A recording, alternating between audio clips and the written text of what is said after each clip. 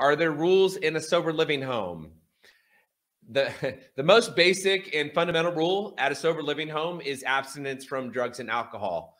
And typically this is going to be enforced via random drug testing. However, what I would say is that when people are in a sober living home, they're trying to learn how to live life differently, because for someone to really achieve long-term recovery, everything has to change about how they lived their life.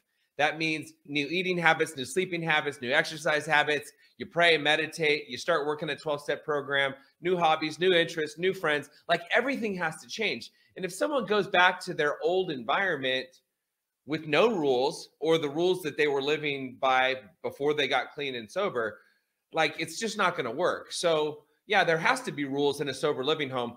The most fundamental rule, as I already said, is sobriety. Like, you have to stay clean and sober.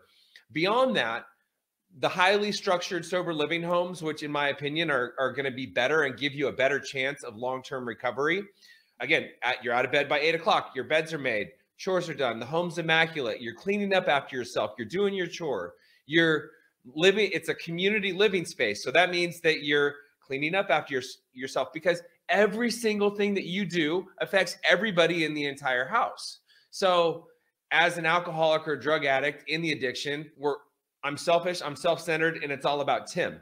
And most people that are in their addiction, I would say pretty much 100%, if you're in your addiction, it's all about you.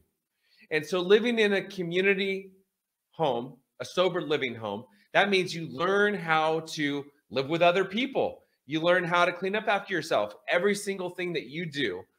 And that means, again, doing your chores, cleaning up after yourself, not watching TV, not watching Jerry Springer during the middle of the day, cleaning up your mess in the kitchen, cleaning up your dishes. For example, if you leave one dish, you leave a spoon in the sink and you don't clean it, the next person leaves a cup, the next person leaves a plate. Next thing you know, you've got an entire sink full of dishes, and the kitchen becomes a disaster. That's how it happens. It happens that quickly.